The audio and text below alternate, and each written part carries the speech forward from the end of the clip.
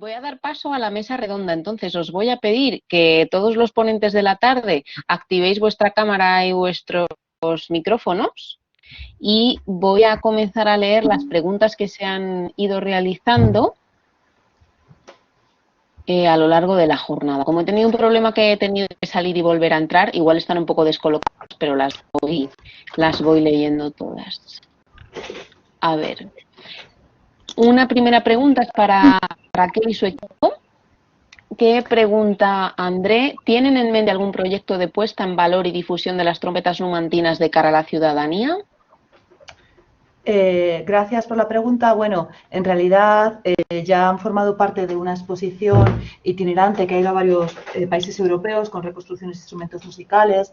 Hemos hecho una exposición invitados por el Museo Numantino de Soria con las trompetas originales, algunas de las réplicas que podía tocar el público.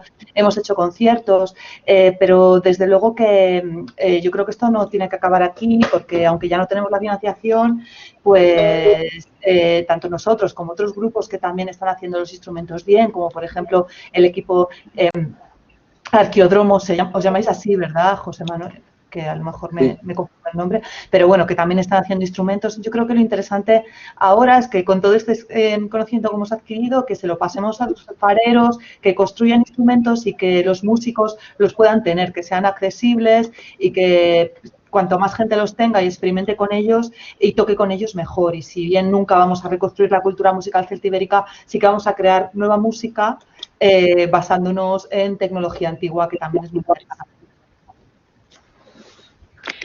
Otra de las preguntas también relacionadas con vuestra ponencia es de Miquel López García.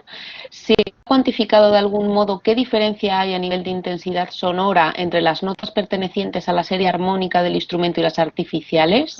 Para los músicos que han probado las trompetas, ¿qué diferencia han notado al tocarlas respecto a una trompa o trompeta natural? Bueno, pues mientras se conecta Estefanía, que veo que está aquí, pero no está todavía con el micrófono y la cámara puesta. Estefanía, cuando puedas.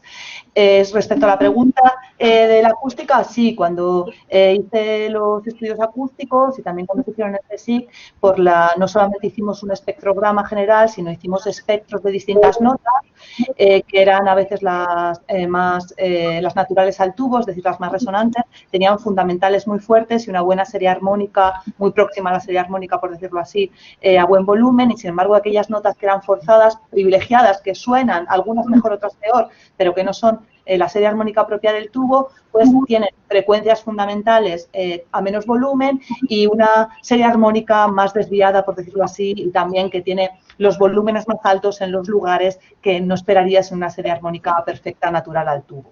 Sí, con eso espero haber respondido a la pregunta. Y espero que Estefanía pueda contestarnos a su experiencia con las trompetas, que también era la otra pregunta, ¿verdad, Susana? Sí, a ver que la recupero. Para los músicos que han probado las trompetas, ¿qué diferencia han notado al tocarlo respecto a una trompa o trompeta natural? Sí, Estefanía, la tenemos ya. Estefanía, te tenemos aquí como presentador. Entonces yo creo que sabes, ¿no? Darle abajo al micro y a la cámara.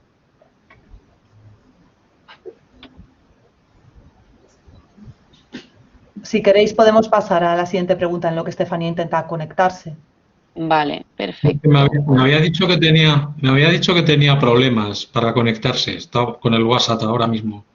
Ella está presente, pero lo mismo no le funciona la cámara y el vídeo. Quizás nos puede dejar la respuesta en el chat aquí abajo. Estefanía, tienes como una especie de burbuja, que es el bocadillo para si puedes responder a la pregunta un poco de la experiencia, que yo creo que sería muy interesante. Vale, dejamos un poco en stand-by la pregunta, a ver si Estefanía se puede reconectar o contestar por el chat. Y tenéis una tercera pregunta relacionada con esta conferencia que dice: ¿consideráis en general que con las trompetas cerámicas sería viable tocar melodías modales más allá de los toques o llamadas con las que a menudo asociamos este tipo de instrumentos? ¿Se ha encontrado algún resto o evidencia de bucinas romanas o algún otro tipo de sucesor metálico de estas trompetas en la zona de Numancia? Raquel, bueno, perdona. pues, sí. Perdona, yo quiero responder a la primera, ¿me dejas? Sí, claro. A la primera pregunta, por supuesto que se pueden hacer melodías modales y tonales también, se pueden hacer los dos tipos, ¿no? Es decir, con algunas de las trompetas que hemos reproducido somos capaces de tocar escalas, pues eso, más 3 escalas, o sea, 3 octavas y media, o sea que podemos tocar todas las notas de la escala. En algunos casos, pues con distancias inferiores al semitono, claro, como en todo tipo de instrumentos no afinados, ¿no? Desde el punto de vista tradicional, ¿no? Entonces, claro, por supuesto que sí que se puede y se podría incluso tocar varias trompas a la vez, como ha indicado Raquel en la presentación. De hecho, por eso en algunos casos tenemos la boquilla a un lado o a otro, porque probablemente se tocarían en algunas ocasiones de una a la vez, ¿no? Bueno, y Raquel seguro que quiere decir más cosas de la segunda de las preguntas. No, creo que ha respondido perfectamente, Manuel. Nuestro problema principal es que tenemos, sobre todo, pues unos instrumentistas que buscan la afinación temperada a la que están acostumbrados a tocar con sus instrumentos, pero aún así han logrado pues emitir muchas frecuencias que no se encuentran exactamente en las afinaciones de las escalas diatónicas ni de las escalas modales. Lo único que podemos decir es que son instrumentos que pueden hacer toques de llamada muy efectivos, que podrían ser tocados con técnicas de ejecución pareadas, pero que además, utilizando las técnicas históricas de toque de estos instrumentos, puedes hacer melodías con números abundantes de notas con una relativa calidad sonora. Es de lo que podemos estar seguros. Y en el caso de la segunda pregunta, ¿si se ha encontrado algún resto de evidencia de bucinas romanas metálicas por Numancia, en la zona de Numancia? Carlos García Benito, que es coautor conmigo de un artículo sobre una posible boquilla de bucina, un instrumento que sería de corno natural con apliques metálicos, y lo hemos dejado ahí en el chat el link al artículo por si se quieren informar. Creemos que podría ser, sería el único caso en la zona cerca de Tarazona también. Otra de las preguntas, que es una pregunta general, además bastante concreta, no sé si alguno podrá responderla, dice Irene Matas de Íscar: ¿existe algún estudio sobre la posible relación entre la arqueología de los sonidos y las vanguardias sonoras del siglo XX? Y indica que esto se ha hecho, igual que se ha hecho con estudios sobre pinturas de Picasso y otros artistas con obras pictóricas rupestres. Yo en concreto desconozco el tema, no sé si alguno de vosotros puede responder.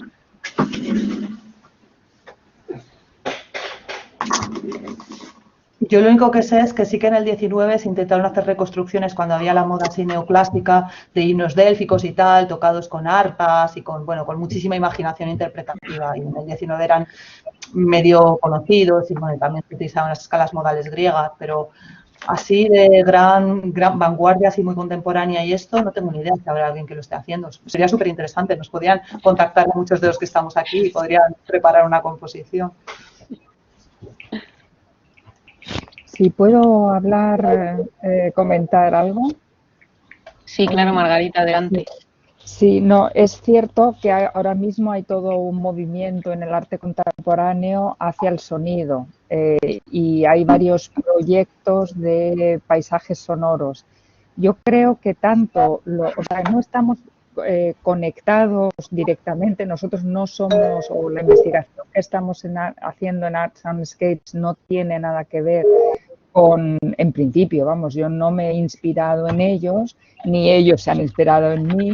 Lo que creo es que respondemos todos a una nueva sensibilidad que tenemos, en la que también, por ejemplo, podemos meter la UNESCO y el patrimonio inmaterial, una nueva sensibilidad desde finales de los años 90 hacia patrimonio inmaterial o hacia lo inmaterial que antes no se tenía en cuenta. Entonces, en ese sentido, digamos, somos líneas paralelas, pero efectivamente hay todo un movimiento de arte hoy en día. Vi hace poco o hace unos meses una exposición en Bilbao. En el Guggenheim de Bilbao había un panel sobre arte sonoro, ha habido proyectos en Barcelona, etcétera. Sí, o sea que sí, respondemos todos a lo mismo, un cambio de mentalidad hacia lo intangible, un interés hacia lo intangible. Vale. Están aportando también otra serie de indicaciones en el chat común. No sé si, José Manuel, ¿querías decir algo? Perdona un momentito. Es que tengo a Estefanía en el teléfono porque me dice que a ver si no se acopla, que os puede responder a Estefanía Barajón, me refiero a ver si no se acopla a la pregunta que le habéis hecho. Voy a ponerla en el micrófono y que ella os responda, ¿de acuerdo? Adelante, Vale. Estefanía.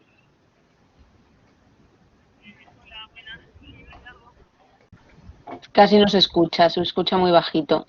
Sí, espera, Estefanía, que voy a poner el altavoz del teléfono, espera. Sí, adelante. Vale, bueno, contesto a la pregunta de las trompetas que han hecho, de la diferencia que estoy leyendo doble y es horrible. Respecto a las trompetas, la diferencia hay cuando se toca en un instrumento de metal a cuando se toca en una de las trompas de barro. Bueno, aparte de la diferencia tímbrica, ¿no? Yo no encuentro dificultad en las trompas de barro al hacer la serie de armónicos y acelerar todas las notas, porque en realidad es como si estuviese tocando solamente una boquilla, con un poquito de amplificador, que sería todo el tubo y la campana. No es lo que pasa con un instrumento de viento metal, ay, me oigo doble. ¿Me oye? ¿Sí? Vale. Nosotros te oímos súper bien. En tocas en un instrumento de viento metal que los armónicos están más limitados, ¿no? Dependiendo del instrumento en el que se toque. Entonces, yo la máxima diferencia sería, pues eso, en la trompa de barro sí que se pueden ejecutar las notas más fácilmente porque realmente es como si tocases en una boquilla simplemente y ya está, con un tubo.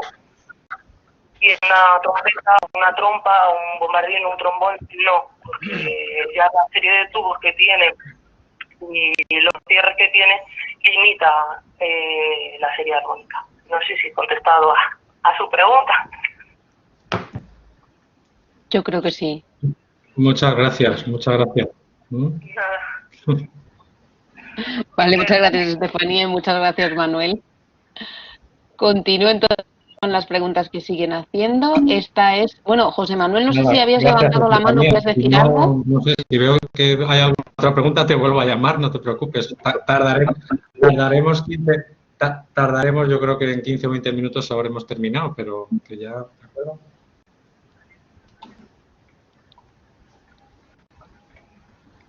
Manuel, si puedes quitar un momento el micrófono. José Manuel tenía una José Manuel, respuesta habías también. levantado la mano, ¿no? No sé si querías comentar pero algo. no sé si tengo imagen. Sí, sí, se te ve bien.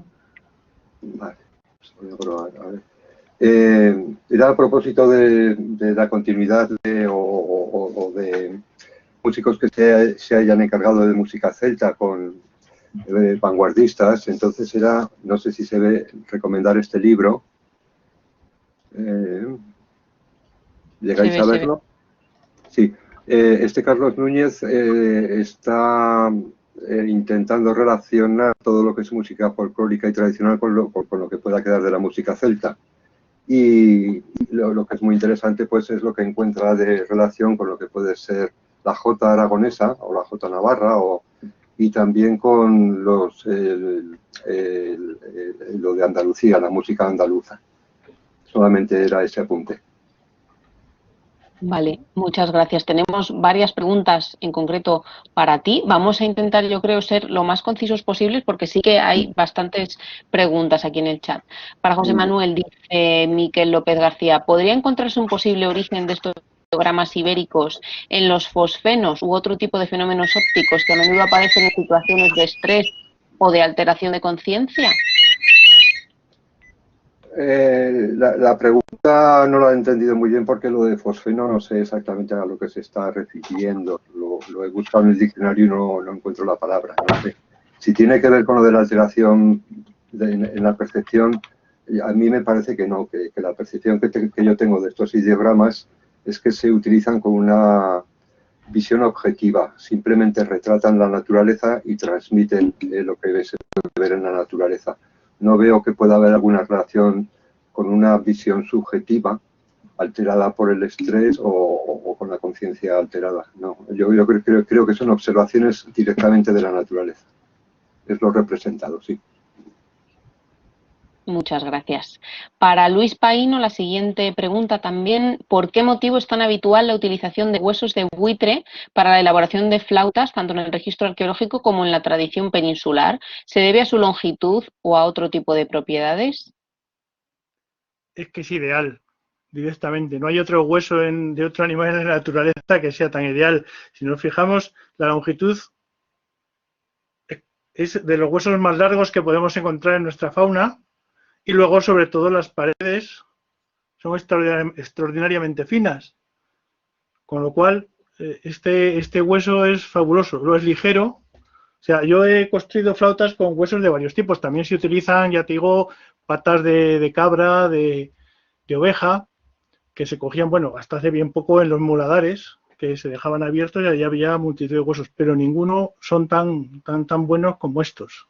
Por suerte, bueno, buitres hay muchos, los buitres se mueren de viejos y todavía pues se pueden conseguir algunos huesos de estos pues por parte de guardamontes que te los pasan y tal. Están protegidos, pero te pueden dar permisos para hacer reconstrucciones sin ningún problema. Y de hecho es que hay cientos de flautas a lo largo de toda la Edad Media de hueso de buitre. Ahí. Y nada más, respecto a esto nada más. Muchas gracias. No sé si alguien más quiere decir algo. Carlos, no sé si quieres decir algo. Un segundo. En lo que es la prehistoria pura y dura, por decirlo de alguna manera, la verdad es que la mayoría de huesos que utilizan para hacer flautas y similares son de buitre o de grandes rapaces.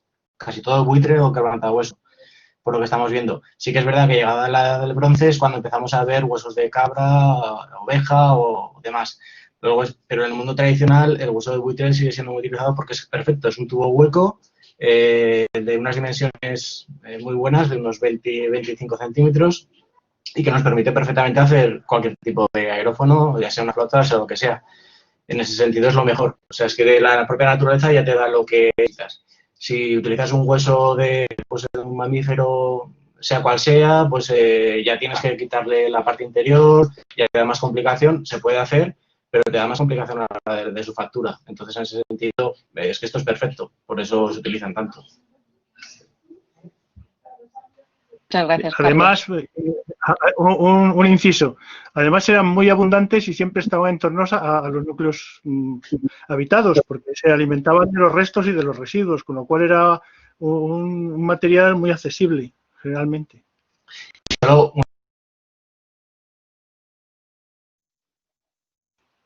No te oímos, Carlos. No sé si se ha apagado el micro. Perdón, se había apagado. Sí Ahora. que es verdad. Los buitres, es lo que decía, no están extendidos por toda Europa, ni actualmente ni en la prehistoria. Hasta no sé qué zona de Francia sí que tenemos, pero más arriba no hay. Pero bueno, en la Alemania los huesos son de cisne o de oca, y que preguntaban ahora mismo qué tipo de hueso es, son los huesos de la ulna o el radio. Es decir, el cúbito o el radio, siempre son los dos, porque son los dos que son mejores en ese sentido. Gracias. Magdalena Barril, compañera, preguntaba para Fernando Romero que qué es el polvo blanco que estaba junto a las bolitas de cerámica.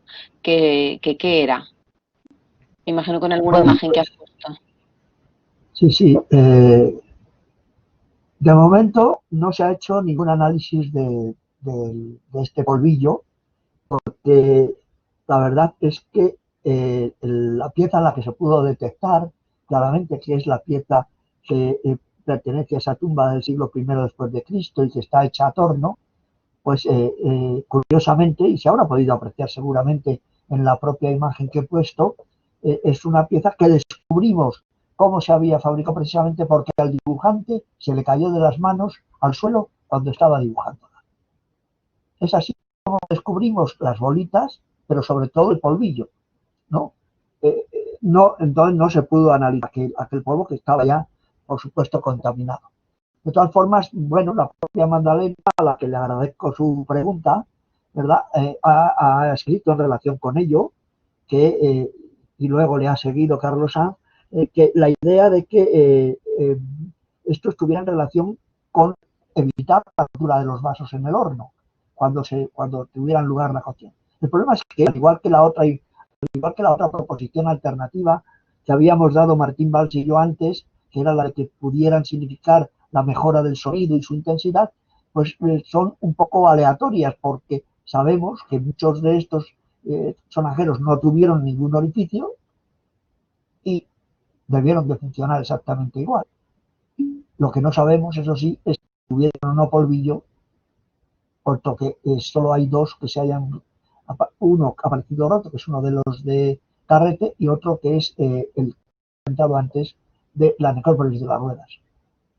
No sé si con esto Magdalena se quedará ya conforme o requerirá alguna cuestión más, pero no tiene más que insistir. Gracias. Sino que nos diga por el chat, Magdalena.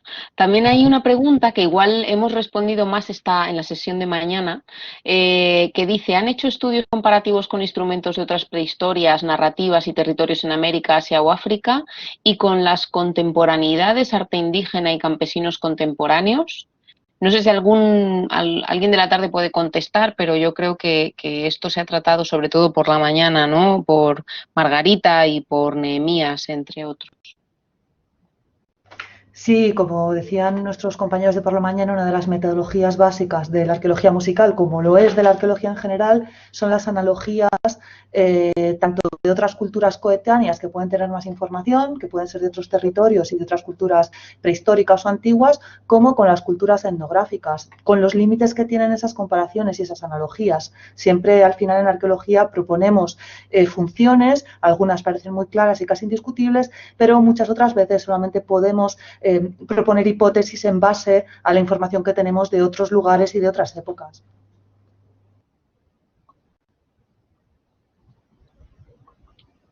Muchas gracias. Hay otra para Fernando Romero. ¿De todas las tintinábula que han aparecido están decoradas con motivos geométricos o hay representaciones de animales, personas, ideográficas, el sol, etcétera? Lo pregunto de cara a establecer comparación con las placas pectorales. Bueno, pues la verdad es que no. Es decir, las decoraciones, y creo que se ha visto en las dos imágenes que he puesto de ellas, es claramente geométrica y en composiciones más o menos complejas en torno a un aspa o unos ejes. Por otro lado, no es muy frecuente que entre los baceos haya decoraciones que incluyan determinados elementos como los que pregunta el oyente que me interpela. Es verdad que hay algunas decoraciones, lo digo porque las conozco bastante bien, como la de los animales en perspectiva zoomorfa, que son frecuentes y además omnipresentes en el mundo vaceo, sobre todo a través de lo que nos ha demostrado Pintea, que es hoy por hoy el yacimiento mejor conocido. Pero evidentemente eso no se ha trasladado al tipo de piezas. Es decir, las piezas en cerámica que tienen algunas representaciones de este tipo, pues pueden ser, por ejemplo, el gran vaso de Roa, el de la casa del sótano. Pero no, ni en los sonajeros, ni en los tintinábula hay ninguna representación animal, ni siquiera de soles u otro elemento que pueda estar relacionado con los cultos o con la trascendencia de cualquier tipo. Si los hay, por ejemplo, aunque bien diferentes, en el caso de las cajitas, en la medida en que algunas de ellas representan a un animal exactamente, a un cuadrúpedo. Y en concreto, pues sabemos que hay algunas que en el asa lo que tienen es la cabeza del carnero, por ejemplo, bien significada. Pero en los tintinábula y en los sonajeros, y en concreto en los tintinábula, que es lo que me pregunta, no hay ninguna representación. Y curiosamente, entre las 11 piezas que hay, algunas muy pequeñas, porque son meros fragmentos, ninguno tiene nada de ello. Muchas gracias, Fernando.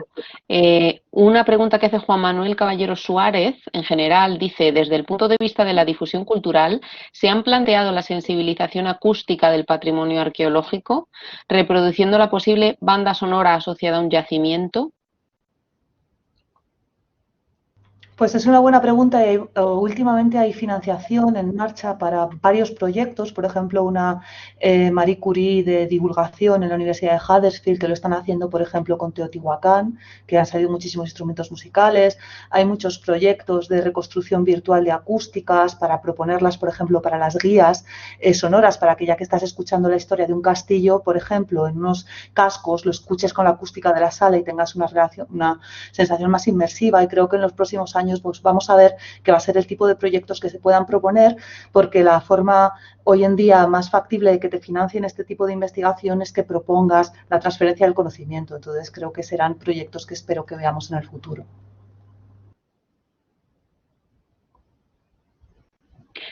Hay una pregunta que lanza José Manuel para Raquel, o sea que si quieres, José Manuel, hazla directamente tú.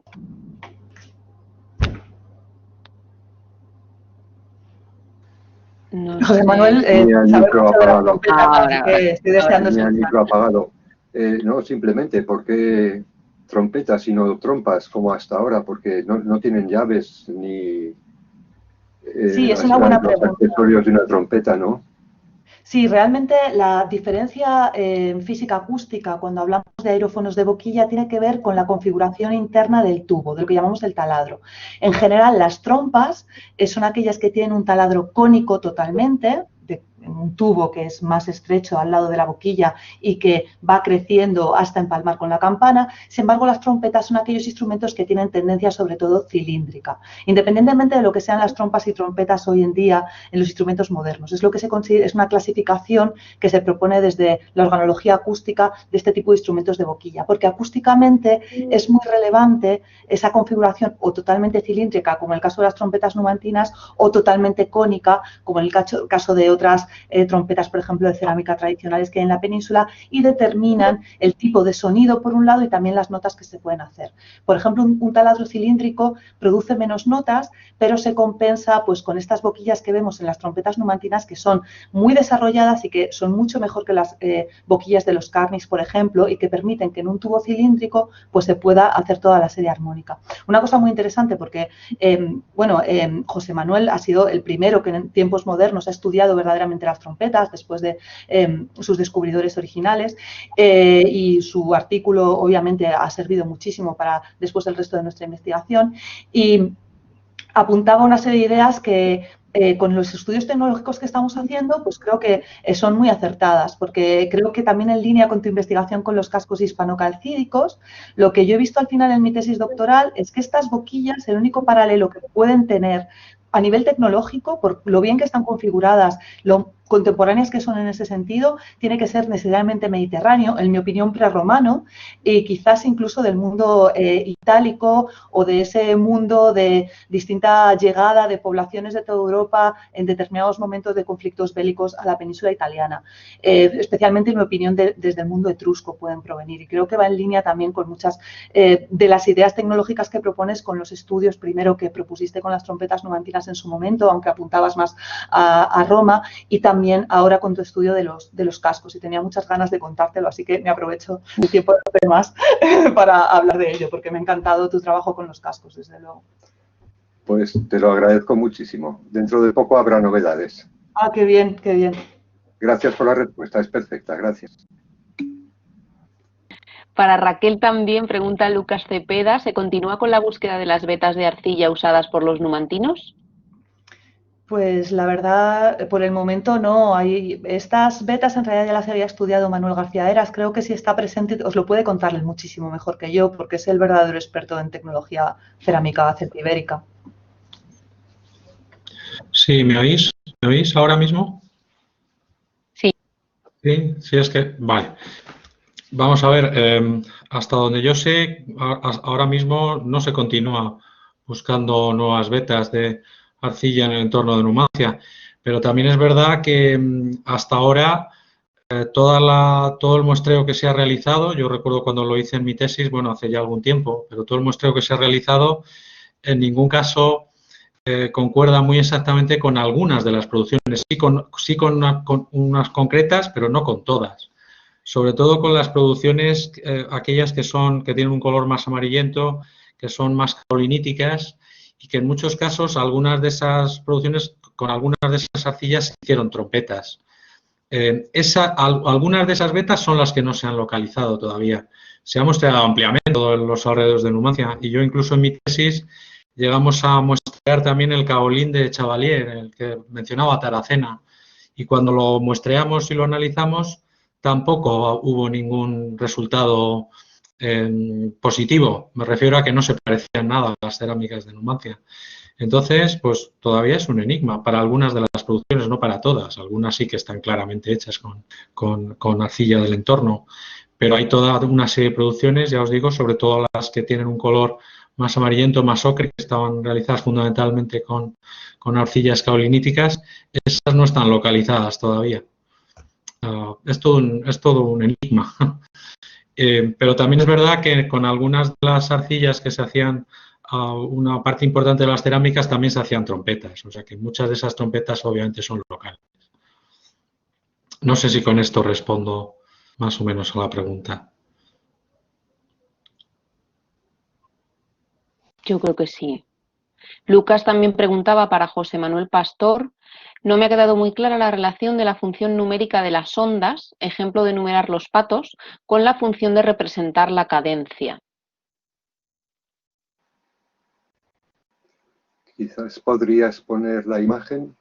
¿Tienes acceso fácil? Es la Sí, voy. 18 o 19. Voy.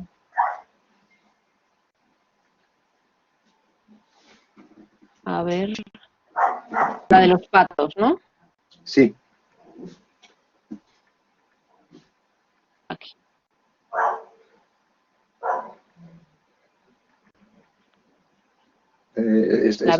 Bueno, pues creo que es muy sencillo. Lo que está simbolizando las S son la cadencia, o sea, los movimientos armónicos de los patitos y al moverse, sus cabeceos, esos movimientos típicos que tienen cuando van por encima del agua. En este friso solamente se ve la parte superior, se supone o se interpreta que son prótones de ave, así en abstracto, ¿no? Pero vaya, teniendo en cuenta pues lo que decía, que Numancia está al lado del Duero y que los niños jugarían en las márgenes del río, al final de todas las primaveras verían a estos patitos moverse y esto es lo que parece que está representado en esta escena. El alfarero, entiendo yo, es una suposición mía, que lo que ha aprovechado es este dibujo para enseñarles a contar. En la vasija solamente caben 5 patitos. El primero es el 1, el segundo es el 2, el tercero lleva 3 S, el cuarto lleva 4. O sea que las está numerando tanto ordinalmente como numeralmente y con alguna intencionalidad pues muy tan simple como puede ser esta, ¿no? Y eso además en este caso hay una doble valencia para los símbolos. Por un lado nos indican la cadencia de los patitos, la cadencia, su vitalidad, sus movimientos, y por el otro lado pues los está seriando, los está tipificando y nos está unificando. Esto se llamaba una interpretación sinóptica, o sea, en conjunto de lo que es todo el friso. Los patitos se mueven conjuntamente, además, están nexados por las S. Esa es la interpretación que creo que puede ser más sencilla para este caso concreto.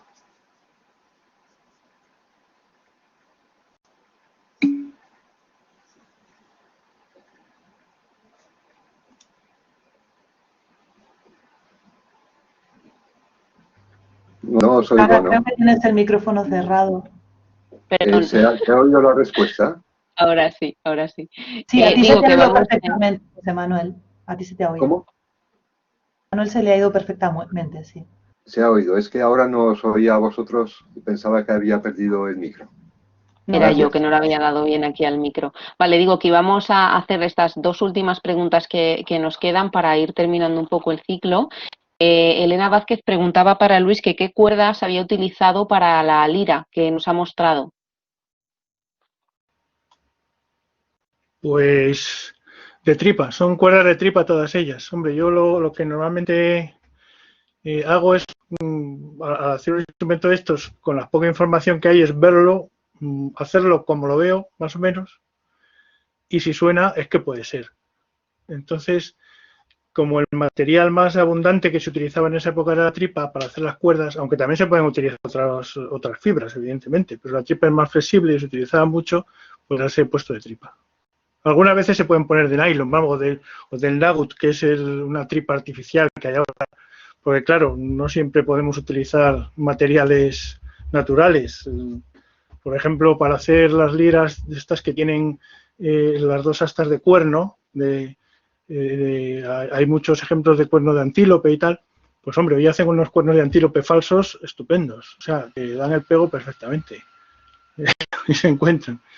Pero bueno, en este caso la respuesta es de tripa. Gracias, Luis. Y la última pregunta, un poco general. ¿Se han realizado estudios de posibles canales sonoros para favorecer las telecomunicaciones a través del paisaje natural en las sociedades antiguas? Creo que esa debería responder Marga. No sé si nos está oyendo o se ha perdido la conexión. Estoy. Perdón, repite la pregunta. Repito. Sí. ¿Se han realizado estudios de posibles canales sonoros para favorecer las telecomunicaciones a través del paisaje natural en las sociedades antiguas? No sé si entiendo muy bien la pregunta, la verdad. Canales. Yo creo que se refiere si podía haber cierto control de acústicas determinadas en abrigos, etcétera, que permitieran una mejor transmisión de la información. Por eso te he dirigido a ti la pregunta, Marga. A ver, lo que nosotros hemos estado haciendo en el proyecto ha sido ver si hay algún tipo de propiedades acústicas que son especiales dentro en los abrigos de arte rupestre. Sabemos que los abrigos de arte rupestre son sitios especiales, pero entonces tienen propiedades acústicas especiales, y lo que hemos encontrado es que en algunos sitios hay una mayor reverberación, en otros sitios hay ecos, y ecos que provienen precisamente de los sitios que después se han pintado, que es el ejemplo que he puesto esta mañana. Ahora estamos yendo hacia cuestiones más sofisticadas, pero no me atrevería a decir nada hasta que tengamos todos los datos ya bien analizados. Pero sí, en algunos casos, o sea, no siempre encontramos el mismo tipo de propiedad acústica. Otras veces también hemos visto que hay una audibilidad aumentada, es decir, que estando en un sitio de arte rupestre oyes más lo que está pasando fuera de él, y a veces a distancias muy grandes, que en otros sitios en el paisaje. Y hemos podido demostrar, comparando sitios con arte rupestre y sitios sin arte rupestre. Y los sitios de arte rupestre han salido con mejores resultados. Pero no siempre hay ecos, no siempre hay audibilidad aumentada, no siempre hay mayor reverberación. Depende de la zona, depende del estilo de arte. Es decir, no hay una fórmula que valga para todo. Es una cuestión muy cultural, al fin y al cabo. Y yo creo que con esto contesto, sí, a la pregunta. Muchas gracias, Marga. Pues yo creo que con esto terminamos la mesa redonda. Solo me queda agradecer a todos los asistentes, que han sido muchos a lo largo de la mañana y la tarde, su asistencia. También muchísimas gracias a todos los ponentes, porque ha sido realmente un lujo escucharos y podernos reunir, aunque sea virtualmente, que sí que es verdad que yo estoy segura que a todos nos hubiese gustado conocernos en persona, pero bueno, tendremos ocasión de hacerlo. Y agradecer también a Marga, Jordina, a Raquel, su colaboración para organizar estas jornadas. Estamos muy agradecidos desde el Museo Arqueológico Nacional. Os invitamos a todos los que podáis a visitar la vitrina cero, que estará hasta enero disponible. Y nada más, que os mandamos un saludo y hasta pronto a todos. Gracias a todos, me han encantado todas las presentaciones. Ya os voy a escribir a muchos, que me quedo con ganas de saber mucho más de muchas cosas. Gracias, Susana, ya hablamos. Nada, vosotros grabaremos están grabadas las conferencias, así que las colgamos en el canal de YouTube por si alguno se ha perdido alguna conferencia o quiere volver a escucharla. Estupendo, ya nos pasáis la información. Muy bien. Bueno, pues muchas gracias a todos. Hasta pronto. Adiós. Muchas gracias. Adiós, gracias. Adiós a todos. Bueno, veo que se nos está Gracias. despidiendo los asistentes, agradeciéndonos y que les ha gustado mucho. Y con esa satisfacción me despido yo también de todos vosotros. Hasta otro rato. Gracias, hasta luego. Adiós. Marga ha vuelto. Muchas gracias a ti, Susana, también por toda la organización. Y yo creo que, vamos, yo he aprendido mucho, estoy encantada de todo el día, de las presentaciones y bueno, pues nada, desde el proyecto Art Soundscapes no podíamos haber tenido una mejor jornada también. Muchas gracias. La verdad que sí, que yo creo que ha sido muy completa y ha sido un gustazo trabajar con vosotras porque lo habéis hecho todo súper fácil. Igualmente. Nada, seguimos hablando. Muchas gracias a todos. Pues nada, muchas gracias a todos. Venga, hasta luego. Hasta luego.